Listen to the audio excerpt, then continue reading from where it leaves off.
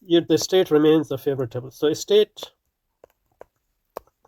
remains a favorite template for Islamist and ulema. I think conceptually, at least, we can think of two types of Islamists and two types of ulema. This state they're talking about, there are ulema and there are Islamists who take the actually existing state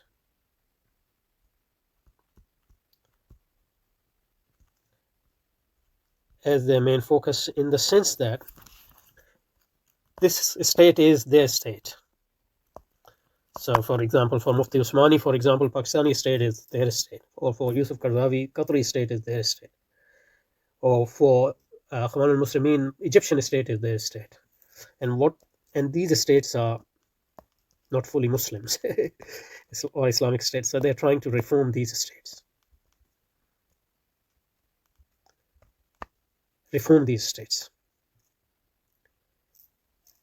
So that's one type of Islamist and ulama. And we reject this approach because we think that they don't understand the nature of the modern state.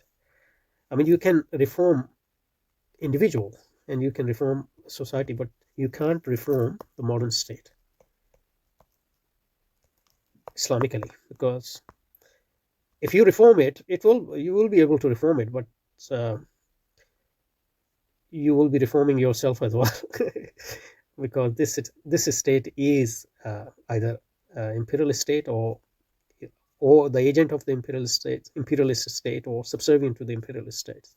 So in that sense, trying to reform the state is basically accepting imperialism in its created world system as legitimate. And that's one thing. The second thing is you are going to incorporate yourself in the long run into this system. And while you're reforming the modern state, you're reforming yourself as well, and you're turning yourself into modernist ulama or modernist Islamists, for example, in the long run anyway. But there are other type of Islamists and ulama who treat this state as a fact of our existence, but they don't say this is our state. This is not our state, even if it is manned by Muslims. So in that sense, Qatari state is not our state. Pakistani state is not our state.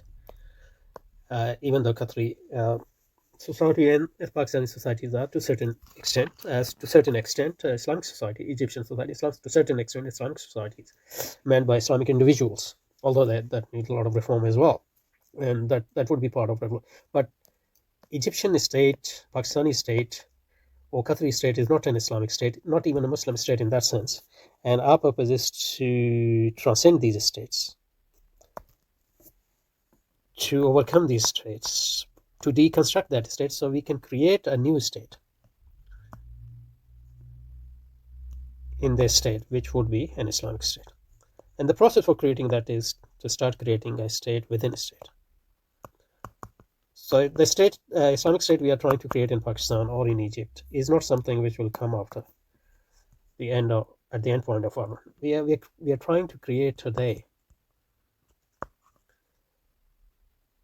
We are not trying to reform Pakistani state or Egyptian state. We're trying to create, or we should be trying to create, an Islamic state within Egyptian state, Islamic state within Pakistani state or Saudi state. And to the extent this Islamic state is created and it is strengthened and it grows, one day it will overcome this state and deconstruct it, dismantle it,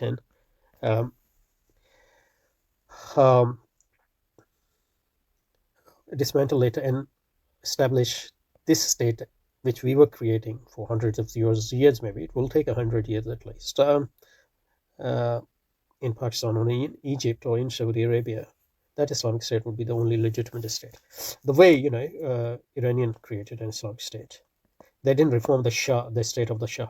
They dismantled it, they deconstructed it, they overcame it, and created a new state which they were creating within that state for the last 100 years before the revolution. And similarly, the Taliban movement in Afghanistan. So Afghani state and Iranian states are Islamic states, because they overcame the imperialist created Muslim states within those countries and created a new state. So when Halak says that a state remains the favorite template, he doesn't either he doesn't know this ambiguity, or he doesn't want to know it. He basically glosses over this important distinction.